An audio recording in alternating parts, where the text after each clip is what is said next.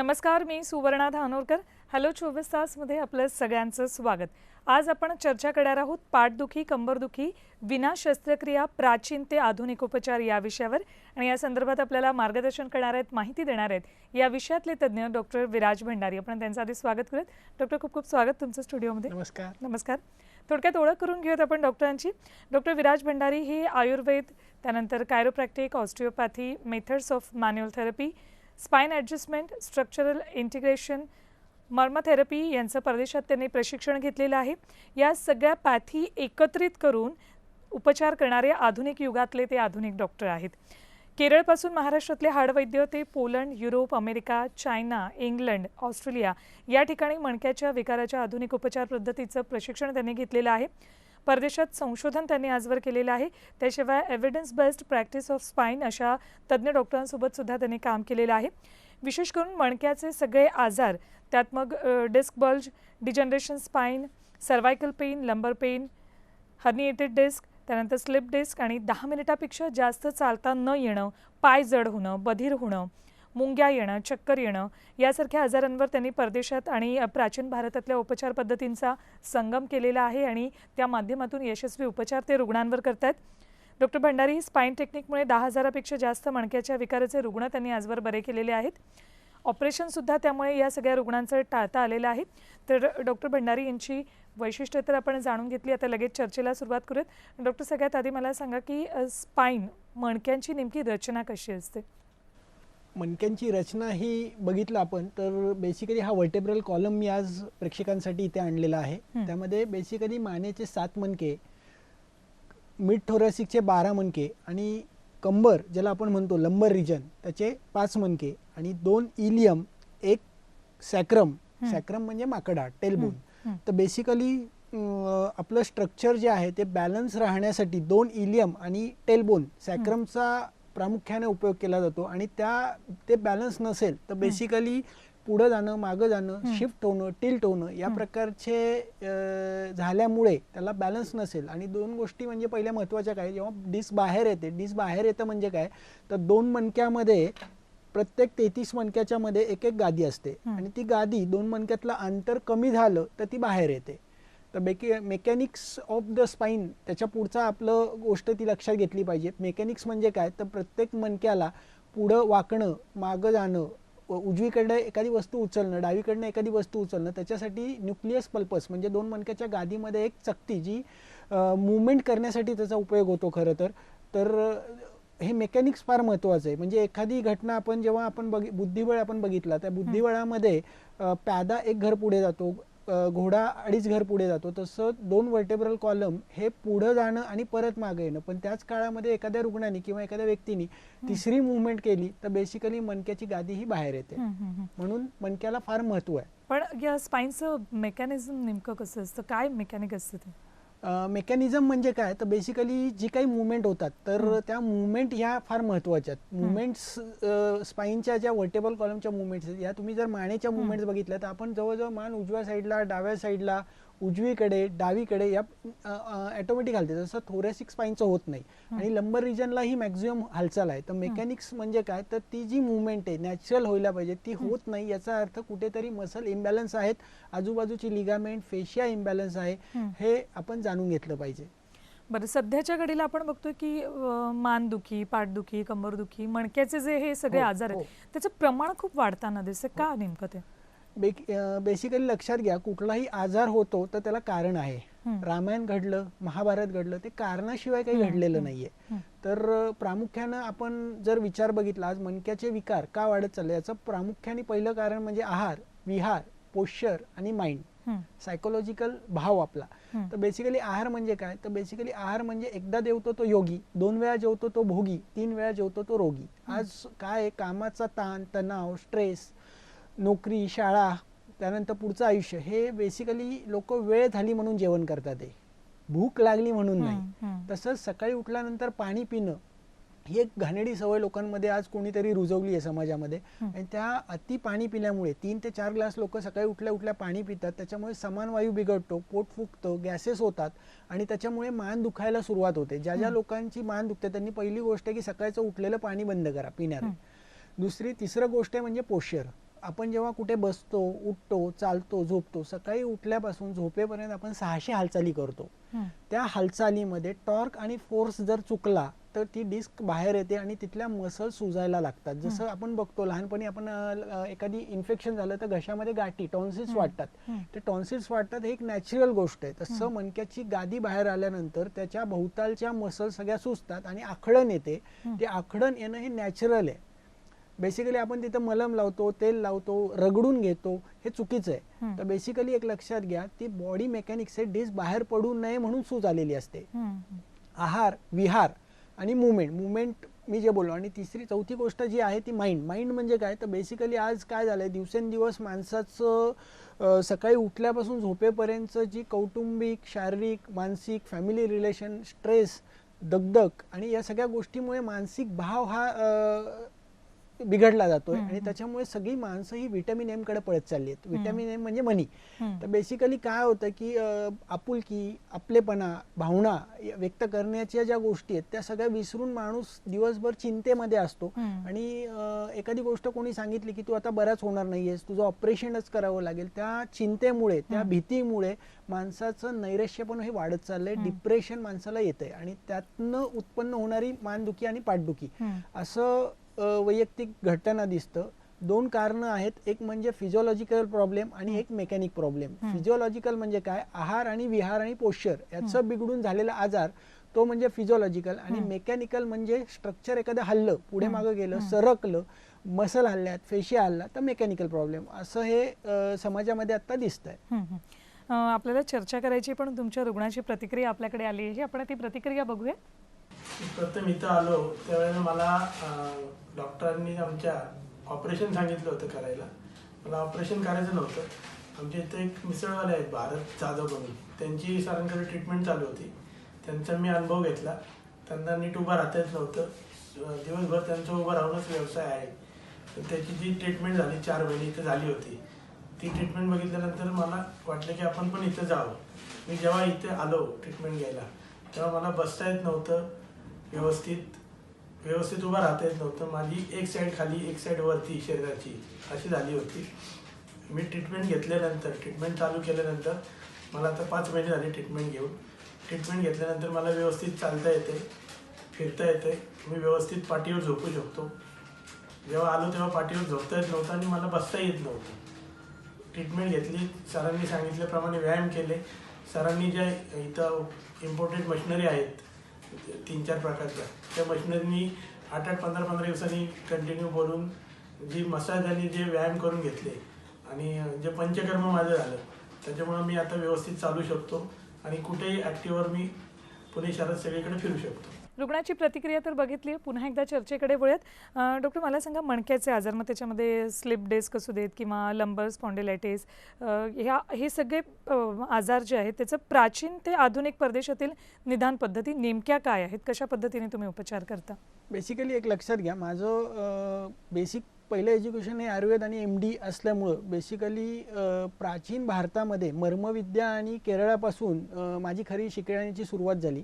तिथे बेसिकली कोणताही आजार होतो तर त्याला कारण आहे, कॉज आहे.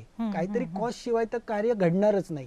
ही लक्ष्मण रेषा आहे. म्हणजे बेसिकली तसंच जे काही आजार होतात ते त्याला कारणाशिवाय होणारच नाही. तर मेनली आपण बघायला पाहिजे आहारातली काही चुक्या होतात आहे का, विहारातल्या म्हणजे पोश्चरल उठणं बसणं. आजकाल दिवसेंदिवस काय एक सामान्य नियम आहे, 45 मिनिटापेक्षा एका जागेवरती जास्त बसायचं नाहीये.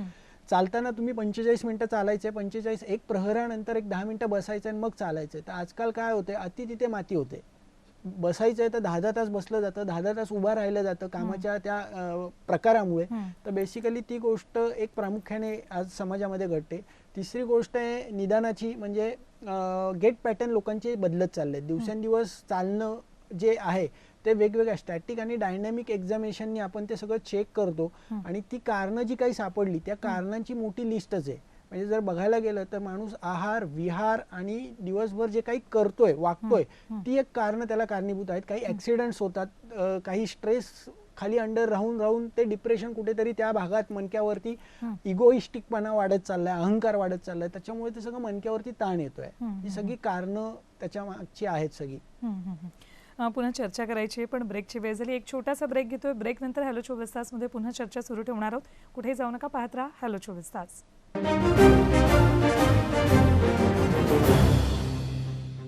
ब्रेक नंतर हॅलो 24 तासमध्ये आपल्या सगळ्यांचं पुन्हा एकदा स्वागत. चर्चेकडे वळूयात. आपल्यासोबत डॉक्टर विराज आहेत. डॉक्टर, मला सांगा, स्पाइन टेक्निक नेमकं पुण्यामध्ये आहे ती काय आहे आणि उपचार पद्धती कशा प्रकारे नेमकी केली जाते? एक लक्षात घ्या, पहिली गोष्ट, कोणताही उपचार करण्यापूर्वी त्याचं निदान होणं गरजेचं आहे. तर निदानाकडे आपण बघूयात. कोणताही रुग्ण माझ्याकडे जेव्हा येतो तर त्यावेळेस आम्ही त्याचं स्टॅटिक आणि डायनॅमिक एक्झामिनेशन, पल्स एक्झामिनेशन, पल्समध्ये कुठला वायू आत्ता बिघडलेला आहे, पेशंट काय खातोय, त्याची दिनचर्या काय आहे, त्याची ऋतुचर्या काय आहे, त्याचा मानसभाव काय आहे, तो सकाळी उठल्यापासून झोपेपर्यंत काय काय विचार करतो आणि त्या विचारांचं त्याचं सत्वभाव कसं आहे, सत्व, राजस, तामस भाव कसा आहे, त्याच्यानंतर त्याच्या मुवमेंट्स कशा आहेत हे पहिलं चेक केलं जातं. त्याचं गेट पॅटर्न हा आम्ही चेक करतो. सिस्टमॅटिक आणि डायनॅमिक एक्झामिनेशन केलं जातं. आणि सगळ्यात महत्त्वाचं, पेशंटला पूर्ण पुढे वाकून, मागे चालत सांगून अशा वेगवेगळ्या 30 ते 40 तपासण्या दवाखान्यात केल्या जातात. त्यानंतर मसल टेस्टिंग केलं जातं, facial testing, lining of the fascia काय आहे, लॅटरल लाईन कशी आहे, एंटेरियर लाईन कशी आहे, पोस्टेरियर लाईन कशी आहे, पेशंटची ग्रॅव्हिटी ही डोक्याकडे आहे का पायाकडे आहे, हे सगळं बघितलं जातं. त्याचबरोबर आपल्याकडे अमेरिकेतल्या काही मशीन्स आहेत. हे नर्वोस्कोप नावाचं जे मशीन आहे, बेसिकली ते नवरूटचं प्रेशर दाखवतं. किती आत्ता बेसिकली नवरूटचं प्रेशर हे बिघडलेलं आहे, मनका ॲक्युरेट कुठला हल्लाय. म्हणजे दोन गोष्टी यामध्ये होतात, एक लिस्टिंग आणि एक सबलेक्सेशन. म्हणजे सबलेक्सेशन म्हणजे काय, तर खरं कोणी हलवलंय त्याच्यामुळे वरचे 4 हलतात आणि खालचे 4 हलतात. मेन बॉसला जोपर्यंत मी पकडत नाही तोपर्यंत चोर सापडत नाही. तुम्ही स्लीपर सेलला मारून काही उपयोग नाही. मेन जो कोण आहे त्याला जर आपण संपवलं तर सगळ्या गोष्टी ह्या निदानात्मक त्या सापडल्या तर आपण पेशंट बरा करू शकतो 100%.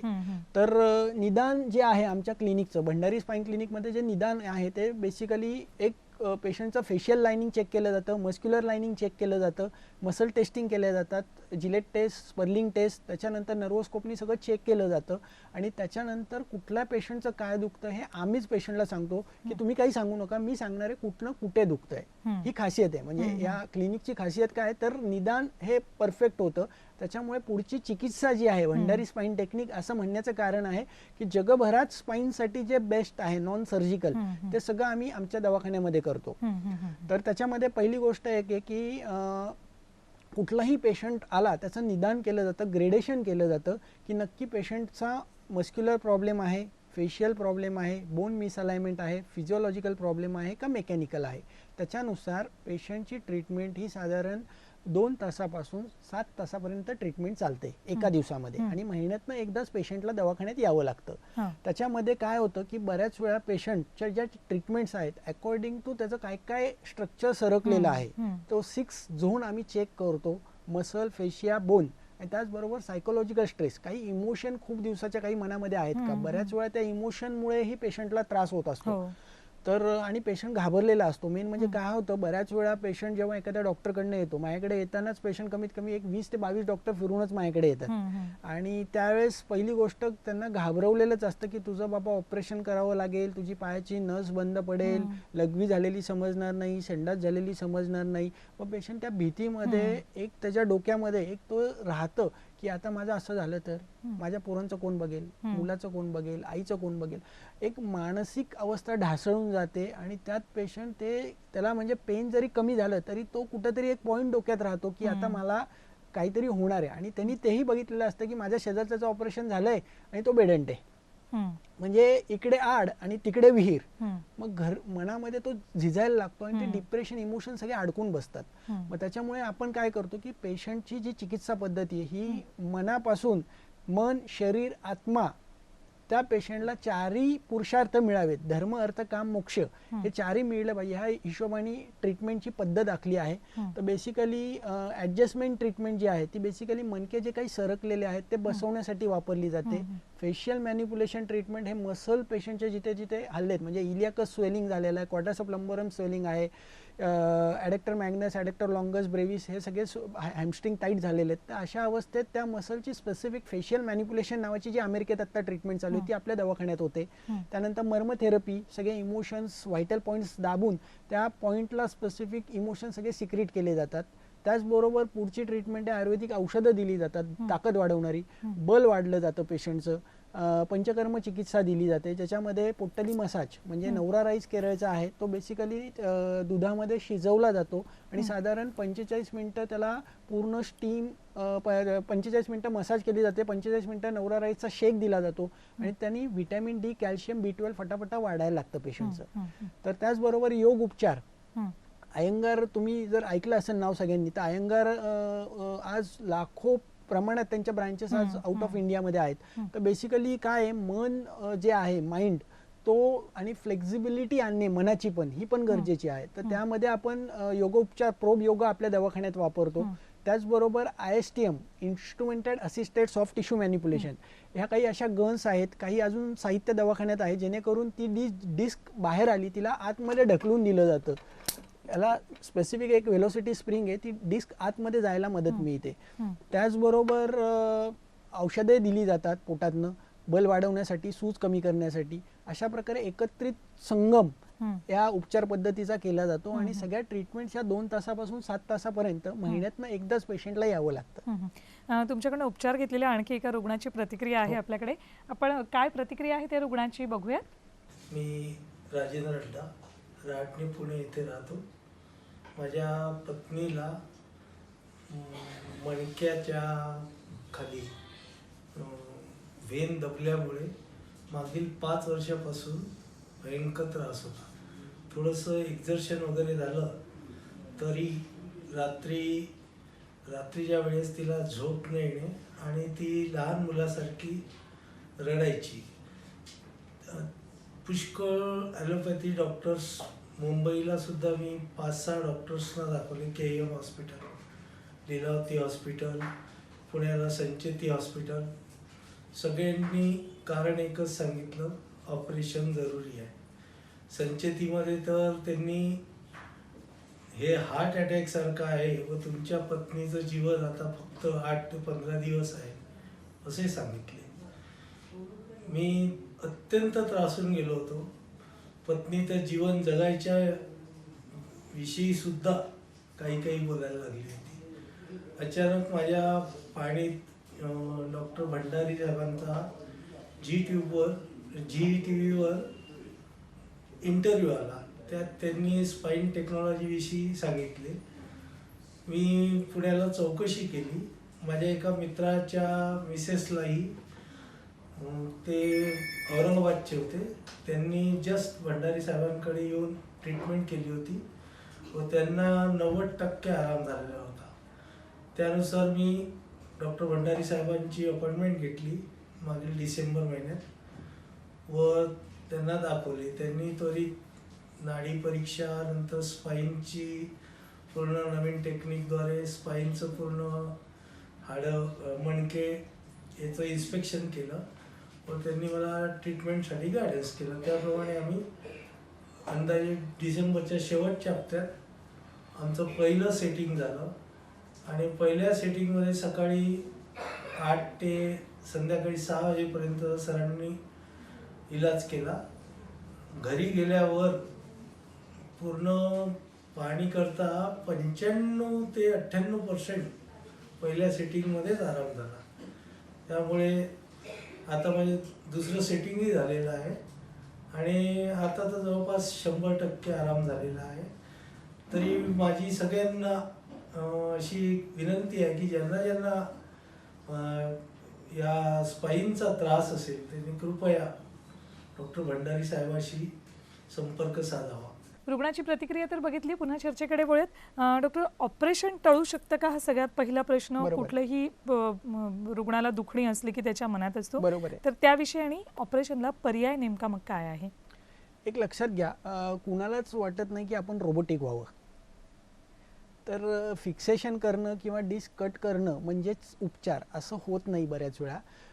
काही स्पेसिफिक केसेस ज्या आहेत ज्यामध्ये एव्हियन, अव्हॅस्क्युलर नेक्रोसिस आहे, फूट ड्रॉप म्हणजे काय की चप्पल चालताना निष्ठून पडून जाते पायातली, समजत नाही. अशा 2 अवस्थेमध्ये फक्त मी ऑपरेशन सजेस्ट करतो. बाकीच्या सगळ्या अवस्थेमध्ये पहिल्या दिवशी रुग्णांना 70% आराम एका ट्रीटमेंटनी मिळलेला आम्ही बघितलाय. तुम्ही स्वतः फेसबुक आणि यूट्यूबचे आमचे रिव्ह्यूज आहेत लोकांचे, आणि बरीच माहिती मी या संदर्भात ऑपरेशन करावे का नाही करावे किंवा काय आहे स्थिती आज समाजाची ती सगळी मांडण्याचं बऱ्याच वेळा मी यूट्यूब आणि फेसबुकच्या माध्यमातून डॉक्टर विराज भंडारी या अकाउंटवरती आहेच माहिती, तर रुग्णांनी ती बघावी. म्हणजे ऑपरेशन नक्कीच टळू शकते. असं नाही आहे की ऑपरेशन म्हणजे शेवटची. आयुर्वेद ग्रंथामध्ये क्लासिकल टेक्स्टमध्ये स्पष्ट लिहिलेलं आहे, तत्र धन्वंतरी अधिकार हा. तत्र धन्वंतरी म्हणजे काय की शेवटचा अधिकार आहे. तुम्हाला कुठे काही मिळतच नाहीये तर तुम्ही ऑपरेशन करा, पण डायरेक्ट इन्शुरन्स आहे आणि मी ऑपरेशन करतो आणि बेडंट होतो असं आयुष्यात करू नका. एका चुकीच्या निर्णयामुळे अख्ख्या कुटुंबाला त्रास होतो. बरोबर आहे. पण सध्याच्या घडीला हे त्रास सगळे वाढलेले आहेत. तुम्ही मगासपासून बोलताय त्यातनं एक गोष्ट जाणवते की शारीरिक त्रासापेक्षा मानसिक त्रास जास्त आहे आणि त्यामुळे हे सगळे आजार आपण सोबत घेऊन जातोय. एक लक्षात घ्या, आजार हो 50% शारीरिक आणि 50% मानसिक आहे. त्याचबरोबर आपलं पोश्चर आहे, उठणं बसणं झोपणं. आज काय होतं, मोबाईलच्या दुनियामुळे लोकांचं रात्रभर व्हॉट्सअप फेसबुकमुळे चुकीच्या अवस्थेमध्ये पिलोज मोठमोठे घेतले जातात, वाकडं तिकडं झोपलं जातं, लॅपटॉपवरती रात्री मूवी बघितल्या जातात विचित्र अवस्थेत बसून. आणि त्याच्यातनं एक लक्षात घ्या, कुठलंही काम जो करतोय आपण विथ अटेन्शन पाहिजे. म्हणजे तुम्ही एखादी गोष्ट करता त्यात 100% तुमचं अटेन्शन पाहिजे. ते जर नसेल तर मग आजाराला ही सुरुवात होते. पण ज्या पद्धतीने आपण हे सगळं सांगतोय त्याच्यासाठी व्यायाम हा सुद्धा एक पर्याय. व्यायाम रोज करणं आवश्यक आहे. एक लक्षात घ्या, व्यायामाने 2 गोष्टी सुधारतात. एक म्हणजे तुमचं मन प्रसन्न राहतं, आणि दुसरी गोष्ट जी आहे की तुम्ही जे काही दिवसभरात काम करणार आहात ती गोष्ट ही तुमची फ्लेक्झिबल होते. आयुष्यात फ्लेक्झिबल राहण्यासाठी व्यायाम केले पाहिजेत. बरं, व्यायाम करणं आवश्यक आहे. आहार सुद्धा तितकाच महत्त्वाचा आहे प्रत्येक व्यक्तीचा. एक लक्षात घ्या, आहार जो आहे तो बेसिकली एकदा जेवतो ते योगी. मी मगाशीच म्हटलं, तुम्ही काय जेवताय म्हणजे मधुर आम्ल लवण रस हा जेवणाच्या सुरुवातीला पाहिजे, आंबट रस हा जेवणाच्या मध्ये पाहिजे, आणि कडू तिखट तुरट रस हा जेवणाच्या शेवटी पाहिजे. आज लोक वेस्टर्न कंट्रीमध्ये पहिलं सगळ्यात शेवटी गोड खातात आणि त्याच्यामुळे आम निर्मिती होते आणि पाठदुखीला सुरुवात होते. थोडक्यात आहार योग्य असायला हवा, व्यायाम सुद्धा करायला हवा आणि योग्य उपचार घेणं तितकंच गरजेचं आहे. डॉक्टर, आज तुम्ही इथे आलात, इतकी छान माहिती दिलीत त्याबद्दल खूप खूप धन्यवाद. नमस्कार. यानंतर हॅलो 24 तास मध्ये इथेच थांबतोय. नमस्कार.